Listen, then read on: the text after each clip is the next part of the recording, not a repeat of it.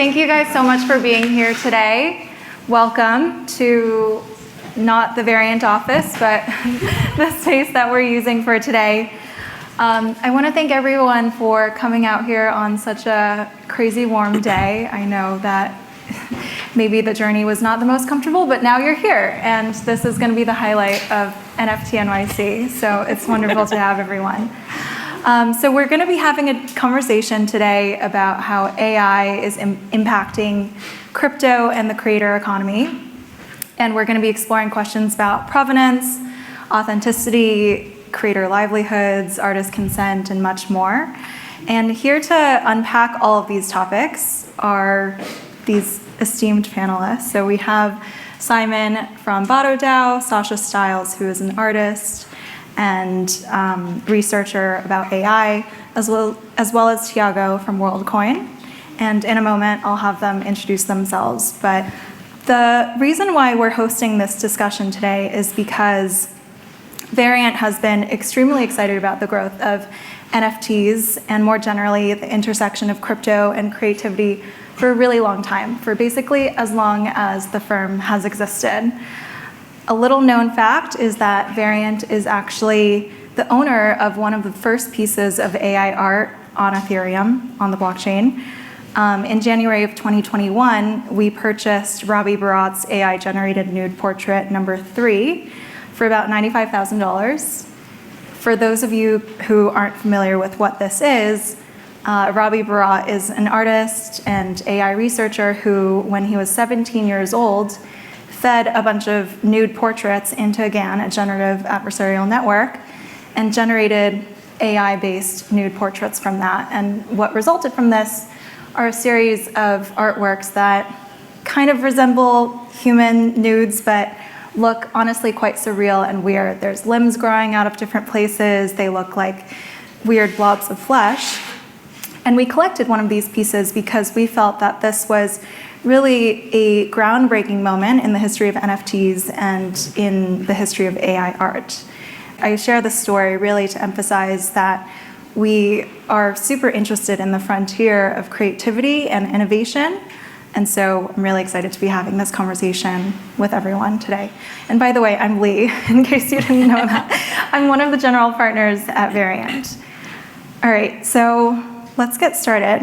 With that, I wanted to turn it over to our panelists to each introduce themselves and say a little bit about their work. We'll start with Tiago and go down the row. Yeah, for sure. Thank you for having us. So my name is Tiago. I'm originally from Mexico City. And I am head of product at a company called Tools for Humanity. This is a company co-founded by Sam Altman, who you might have heard of. And that's the company that co-invented the WorldCoin protocol, amongst a few other things. And so day to day, I oversee a bunch of our engineering, product, and design for a lot of the software products in the WorldCoin ecosystem. Hi, everyone. Thank you for having us. It's so lovely to be here. My name is Sasha Stiles. I'm a poet who also happens to be an artificial intelligence researcher.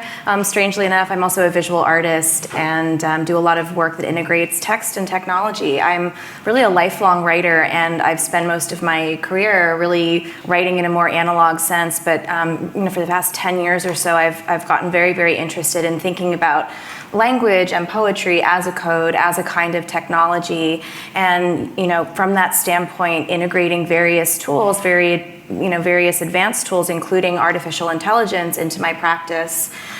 So I've been thinking quite a lot about these things lately. I've been working with large language models since about 2018, and actually have an AI-powered alter ego who helps me write some of my poetry. And we actually co-wrote my first book of poetry together, and this book is called Technology, and it came out in 2021. And we've been publishing poetry on the blockchain as well. So really excited to get to chat about the intersection of AI and creativity and Web3 and all these fun things. Awesome. Cool. I'm Simon Hudson. I'm an operator of BottoDAO, and we govern Botto. Botto is a decentralized autonomous artist, which is a fully autonomous art agent. It's a closed loop system, makes all of its own art, untouched by human hands. We can go into the details of that now or later, but the idea is it's an experiment in really asking the question, can a machine be recognized as its own artist? Now, the machines don't really know what good art is, and that's where the DAO comes in. So Botto presents its work to the DAO, and we vote. We say, this is good art, this is bad art. Those votes go to train Botto over time, and the proceeds of the sales pay for the labor of the DAO members. Myself, I'm an operator. I think I'm technically the first hire out of the community. I joined pretty much right after the project launched. Full-time job, setting up governance, setting up collaborator programs, contributor programs, research programs, and it's a progressively decentralized project. Botto itself is an autonomous agent, but there's a lot to be done to make it more and more autonomous over time, as well as making the overall project fully decentralized. So the training of Botto is decentralized, but right now, Botto's an instance on a server. So we have a lot of work to do, and that's what I spend my day doing. We call ourselves janitors because we're mostly just cleaning up messes in the community, but yeah. Awesome, thanks everyone. And samples of Botto's art as well as Sasha's work are on display. People can look at them later on the screens that we have in the office. But first I wanted to start with Tiago. So you have this shiny looking orb sphere next to you. Tell us what that is, and tell us why proof of personhood is even necessary in an age of AI. Yeah, so I'll give it a little bit more context on just WorldCoin as a project. So about 4 years ago, Sam saw that this whole AI thing was going to happen a lot faster than most people thought. And he was like, I don't know if OpenAI is going to be the one to crack it, but it's very clear that very soon we will have artificial intelligence powerful enough to really disrupt a lot of things in society, change the way we go about things. Some jobs will go away, we will have some new jobs. And while that was incredibly exciting, it was also clear that there was some new questions that we were going to have to answer, and there was some new challenges that we were going to have to face.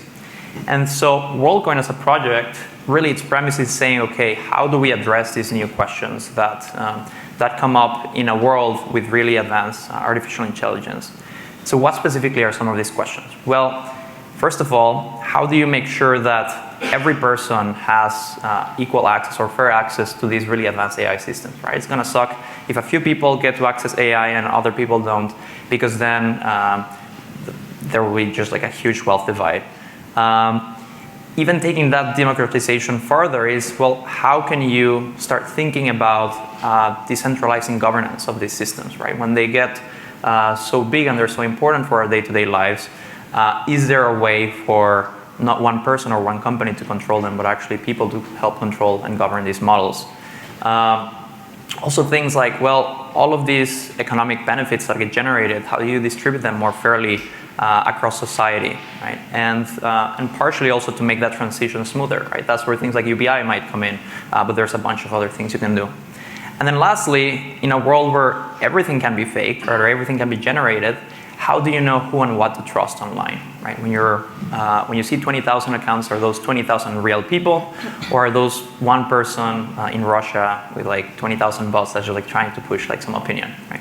And so at the core of all of these questions, there's a notion of personhood, right? If you can know what is a unique and real person online, and then you also give them the ability to transact digital money, which is Ethereum, those two things combined allow you to actually solve a lot of those problems. And so WorldCoin emerged first as a very nebulous idea that has crystallized over the past 4 years as a way to say, let's solve this, and let's solve this in a way that we would be excited about.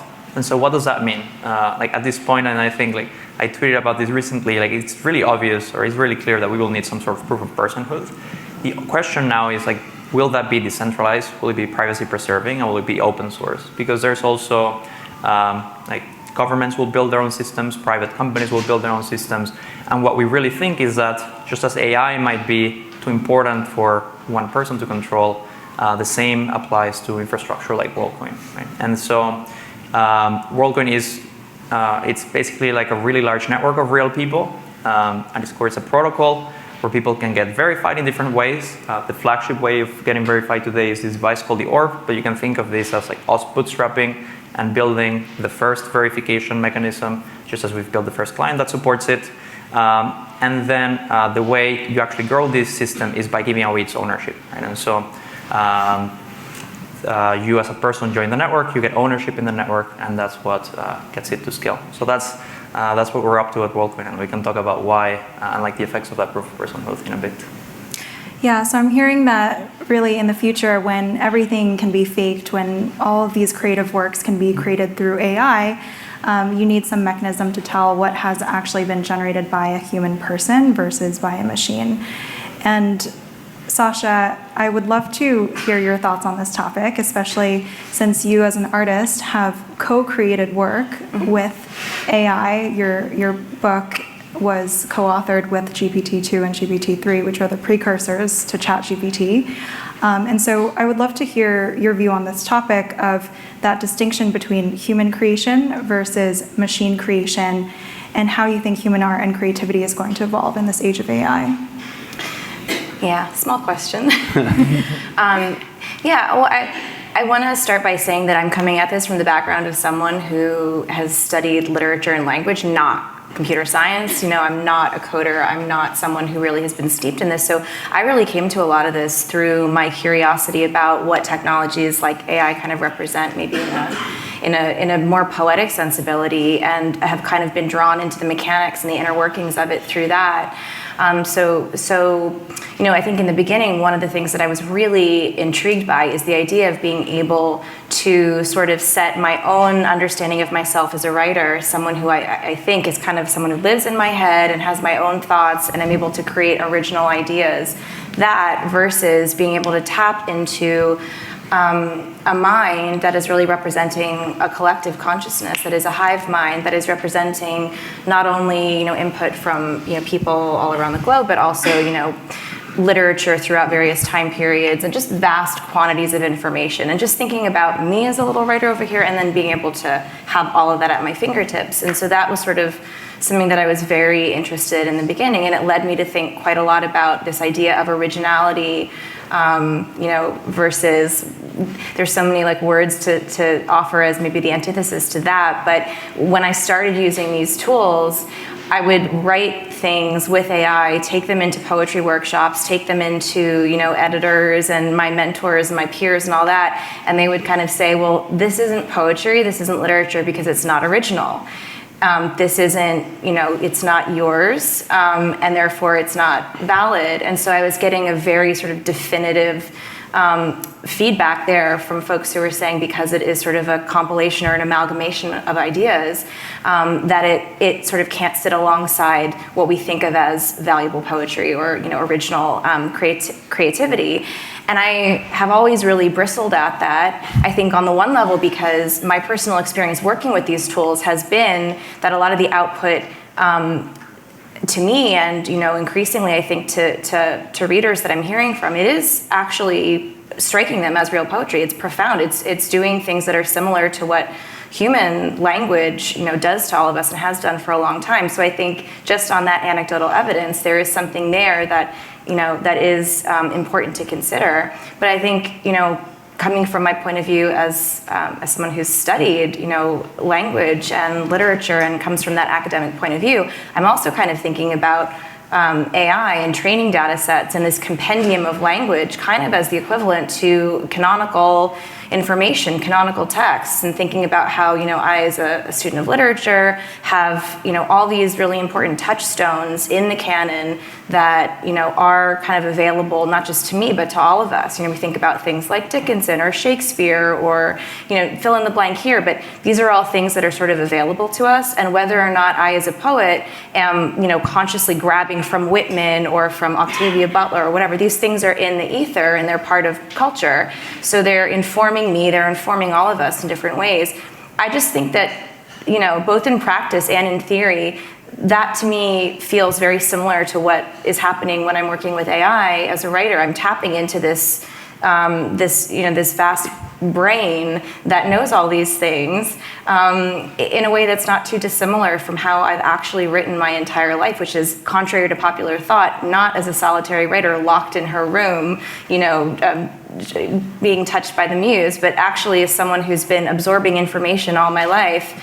And what comes out of my pen or what comes out of my fingertips is the result of all the data points in my own head colliding and creating something new, which again, to me feels very, very resonant with how I've learned AI works, and learning that firsthand through using GPT-2 and GPT-3, but also in my experience working as a researcher with projects like the BNF48 project with TerraSim, and being able to actually work with developers to mind map data and to look at how word associations and vectors are actually linking ideas together. So yeah, I think that there's a lot more. It's really hard to say that human creativity is original. So I really bristle at the idea that AI can't be creative because it's not coming from a quote unquote original source. Yeah, that's really interesting. I like your take on how AI can augment human creativity and how you fuse the two, when traditionally the different forms of creation have been viewed as quite opposed. And I know that Botto has its unique spin on this as well through the BottoDAO, which is the community base that I think now numbers over 5,000 It depends on the day. members who are steering the AI artist. I would love to hear a little bit more about that from you and how you think the role of human input evolves in the age of AI. How the role of human input evolves in the age of AI. I think one of the things that's been really surprising with Botto was posed as, Mario, who designed Botto, who's here. Where are you, Mario? Mario? There you are. Mario designed Botto, and when he launched it, he posed it with one of these questions of, how do we pay our rent when we've automated creativity? And so it's very tied into this idea of paying for the human input to just train Botto and guide Botto to what is so-called good art, which is a microcosm of the larger AI alignment problem of these highly subjective questions. But what's been really surprising, or at least didn't expect this, wasn't looking for it, was how that role of meaning making doesn't go away. So with the traditional, or when I say traditional, human artist makes art, they are expressing themselves as human beings, and they deliver their work with an intent, a stated intent. And that largely guides the meaning of the piece. Now it might be received and interpreted by critics and audience, and that complements the meaning of the piece, but it's very driven by that human artist. In Botto's case, it's a machine. There's a bit of the concept, but there isn't a whole lot of intent Botto's delivering with its pieces, at least not now. My mic's still on? Okay. It's not delivering a lot of intent with its pieces. Not now, maybe a little bit more once we plug in GPT-4. Now the pieces that come out, it generates thousands of pieces a week. It curates a small set and then presents those to the community to vote on. And I mean, they almost might as well be random. It really is in the discussion. This is all off-chain activity, in the discussion in the Discord between members about what they see, the meaning they see, the patterns they see, interpreting it in within a theme that maybe Botto's working on in that period, within Botto's overall body of work, or in their personal meaning. And that meaning over time, that discussion, that ends up being the meaning that attaches to this piece. And with absent of the intent of the artist, that ends up being the meaning of the piece. Now there's some aesthetic qualities, and there's, I think, collective human culture that attaches to the symbols that might be present in that, and that might be emanating from that latent space. But very much it ends up being that the meaning making shifts over to the community. There's a void, and so that just ends up filling that void. We're in a human world, and we're talking about AI alignment because we're talking about AI systems in our world, and we need to align it to our meaning, our symbols, our values. So I don't think the human input ever goes away. It is always present, and I think a really important part of the Botto project, at least for me, and I'm one member. Anybody can join in and present their opinion and trying to find these values as well. But it's exercise in AI literacy and seeing the agency we have in the systems we live in to impact and to shape the direction of them, the development of them, the values that they are guided by. It's a microcosm, but I think it's a really important thing in terms of all of these new systems coming online and seeing the agency we have. They're largely marketed as these fully automated things. They're magic, right? But there's a huge number of people that are making these things, so-called non-toxic. I mean, ChatGPT, there was a big article that came out of these $2 an hour wage workers that were giving it feedback to guide it away from toxicity. And there was this huge shock because it's presented as magic. Oh, it just works. But there's a huge number of people. And so I think giving people, not just telling them, hey, you have agency, but giving them an experience of how they can exercise that agency and then a stake in the outcome in terms of a sense of ownership and that intrinsic motivation in addition to the financial motivation, I think is really important. And I hope, I don't think, Botto's going to become the main AI system that takes over the world, and we're thankfully guiding it, but can at least present some lessons in that and some firsthand experience in what that can be like. Right, so in this world where the Botto AI is able to proliferate tons and tons of output, the role of the community then shifts to more of a curatorial role where it is making sense and ascribing meaning to different pieces of output, is what I'm hearing. Yeah. And there's different ways we could communicate that, but it's something I think we all see. If you're in it, you attach that meaning, and there's definitely a lot of ways you can end up communicating that and end up making sort of this multiplayer media agency of just producing that and taking that meaning and putting that out all around these individual pieces that in some cases are really just a snapshot of the development of that community over time. Right. I want to shift the conversation to the implications of AI on creators, specifically around the economics of it and the idea of artist consent. So, Sasha, a few weeks ago, you had this tweet in which you said, quote, having a hard time understanding the impulse to opt out of data sets versus figuring out meaningful ways to engage with the collective consciousness, as creators have always done. If we fuse blockchain and AI, can we license our content with established provenance?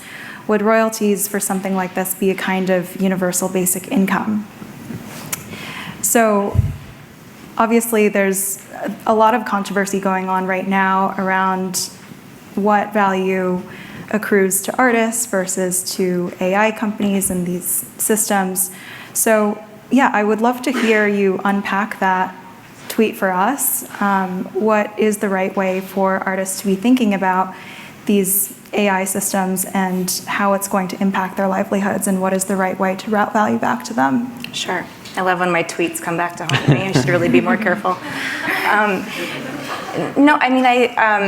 I think that, again, like in my experience working very closely with a lot of these tools for a long time, my fear in just hearing a lot of people sort of talk in a very sort of black and white way about either being in or being out of a system like this is just that in order to be represented in the outputs, in order to be part of a system, part of changing a system for the better, or part of training a system to look and to sound and to be representative of all of us, like we all need to be involved in it in some way, shape, or form. So that was really just a response to, I think, that was a very sort of like timely discussion that a lot of artists were having about just, pulling their work out of data sets completely. And I think on the one hand, again, I don't know why as an artist you would not want to be part of a data set, like part of what is there in popular knowledge. I think, as an artist you hope, and at least for me as a writer, all I ever want to do is to write something that someone will read.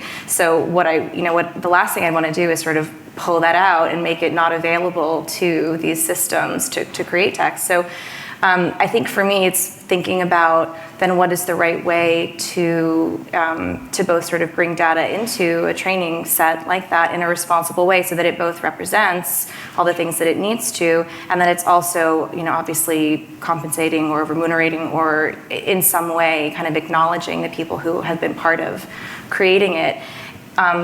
And on that note, I think, one of the things I wanted to mention, I touched on BINA 48 before. I just wanted to linger on that a little bit more because it's relevant to your question here. But that project is really sort of like a niche project done by this company called Terrasim. I don't know if anyone here knows the BINA 48 project, but it's basically a humanoid android that has been created as a repository of information for a living, human being named Bina. And this is sort of like an external, like a backup, or sort of like a version of this human that's presented as an experiment in digital immortality. And it's basically memories and data and information powered by a neural net that enables that data to become something like a persona. And so it can talk to you and respond and kind of bring up information. And I've been working with them for a little while, really focusing more on on the poetic aspect of what they're doing, but my hands have been very deep into this system, these mine files, when it comes to how the data is being integrated and uploaded and where it's coming from and who is inputting. There's so much talk, I think, when it comes to large language models. They're so vast and so complicated, it's really hard to know what's going on. So for me, working on this BINA project, which is very much kind of a small data project, it's a smaller, comparatively speaking, model, has really made me aware of how important it is to be qualitative in our approach to data.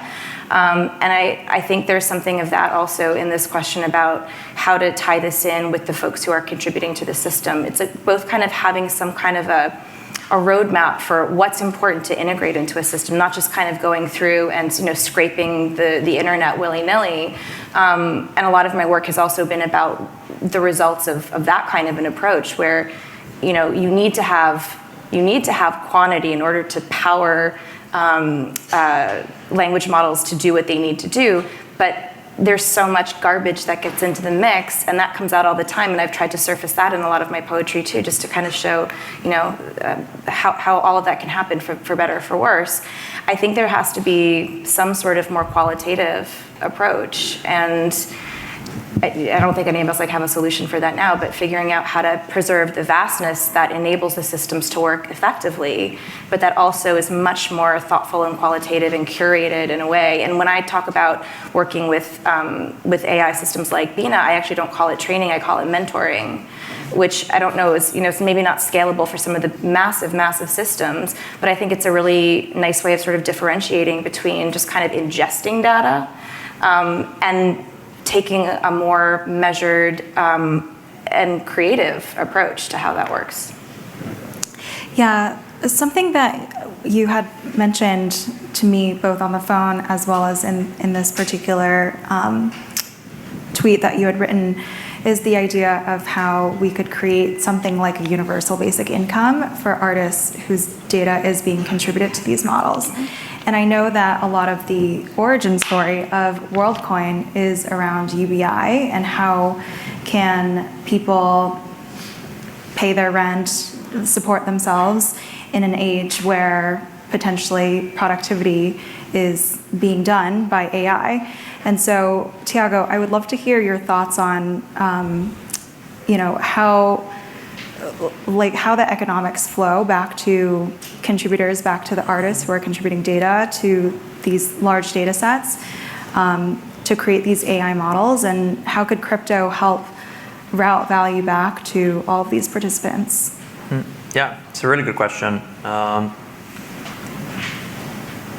And it's a tricky problem because there's a lot of parts to it, right? I think it all starts with the provenance. Right? It starts by knowing, hey, who gets credit for this thing, right? And that can be a human, that can be something that's not a human. It can be Botto, and that's great, right? Botto can get credit for that.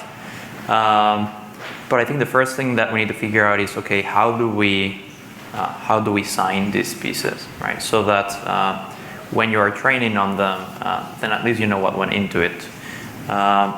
Now, and the question is how do you distribute the UBI, right? Whether it's to artists or to people in general.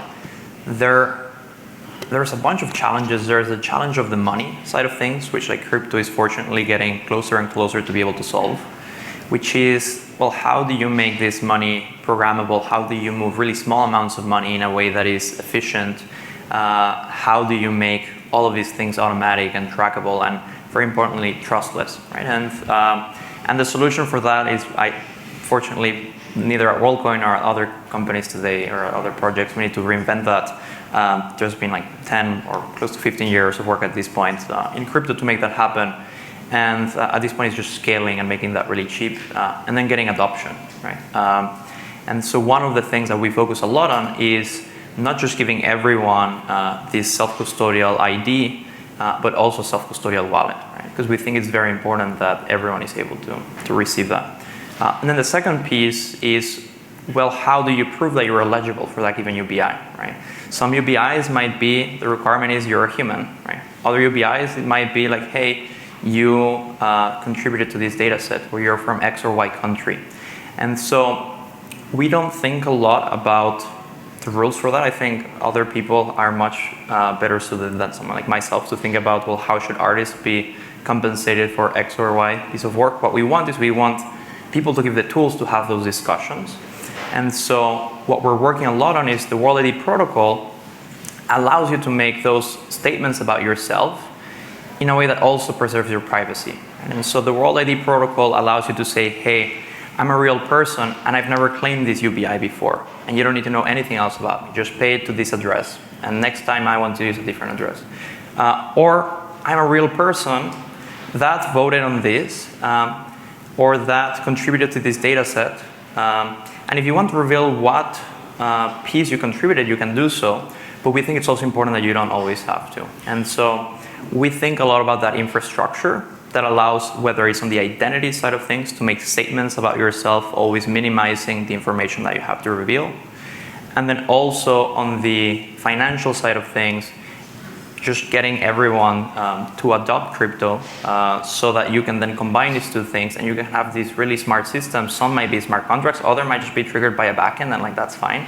What matters is, like, if I want to be able to send you the dollar that you get for your royalties because your piece went viral in this other website, there should be the pipes to make that happen. And so that's what we think a lot about, and how we create those pipes in a way that that improve the state of privacy, and that give people more control over those pipes rather than less, which is the direction where we're headed. Yeah, that makes sense. In exploring the question of could the revenues or value from these AI companies be routed back to participants, something that I've heard from people in the industry is the juice might not be worth the squeeze. In other words, the royalty payments might not actually be all that meaningful if you actually end up attributing that output back to the original artists. Simon, I would love to get your thoughts here as well, because Botto has been earning revenue from sales of NFTs that Botto, the AI artist, creates, and that gets routed back to token holders who are voting and steering the AI, right? Do you think that that is going to be a new class of work that is substantial for people in the future? How sustainable do you think that source of revenue is? It's a good question. So just for context, Botto's done about $2.8 or $2.9 million of art sales if you converted the ETH at the time of sale. It's getting hot here. Yeah, so depending on the size of the community, that gets spread pretty far, and it's also very connected to your capital stake. So we are very susceptible to becoming highly plutocratic, with whales just dominating the vote and taking the vast share of revenue. Thankfully, we have a mission of making a great artist, and so I think that counterbalances it, because those whales recognize that that's not a very exciting concept for art or as an artist. So there's a lot of, I think, shared debate and shared discussion, and we're looking at delegation systems as well to be able to spread that so that you could really be a patron where you spread that wealth and give people the ability to really earn without having that capital or as large of a capital stake. but yeah, one thing we've seen is as the community has grown, that revenue gets spread thinner and thinner. And I think one thing that it's kind of occurred to me is just the importance of that intrinsic motivation. We did a study with the MIT Media Lab on a number of things, and one of the things they looked at was just, why are you a part of Botto? And I mean, the token was in the absolute dumps at the time, so nobody was making money off of it. And everyone's like, well, I'm not making money off of it, but I just love that I'm being a part of what I think is the future of art, and in some people's perspectives, the future of society. And that intrinsic motivation was highly motivating. I mean, we have people who are spending tons of time for not a huge financial reward, and I think that I mean I don't think it's going to be paying a lot of people's rents, but I think it is going to give us control over things that give us the autonomy to carve out a life for ourselves. Say if there's UBI, that's not necessarily based just off of a small fraction of royalties, but actually a cut of say some larger companies' revenues that give us meaning and give us purpose and have a sense of agency in our lives. Because if we don't have that, I mean, I don't know how you feel about it, but I'm not feeling good if I don't feel like I have agency. And there's this talk of people who are opting out of these AI training systems, and I wonder how many more people would opt in, not necessarily for a cut, but just for a say on how that data is used, that ability to govern these things. So I think that agency is incredibly important. If, listen, I'm not making predictions here. I don't know if it's going to solve all of our material problems, but let's say it does. We're going to need to have some meaning and purpose, and it's going to be that collective meaning making. I'm kind of skirting around whether it'll actually pay our rent, but I think through different means and purposes, but it can give us meaning and can provide a medium to make meaning with. Love that. The takeaways and the key themes that I'm leaving this conversation with are around how it's not just about AI versus human creation, that AI can really augment and enhance human created work and be used to extend the imagination of the creator or the author. We also talked about this idea of how the human role shifts more towards meaning making and curation, which affords people a sense of agency and control and meaning in their own lives as well. And then I think there's also open questions, but also potential to design new economic systems to route some of the proceeds back to artists themselves, potentially through a universal basic income or universal creative income type of program, but it all starts with provenance and where this work actually originated from. So anyways, I wanted to thank you guys for being here today for an awesome conversation. Simon, Sasha, Tiago, thank you so much.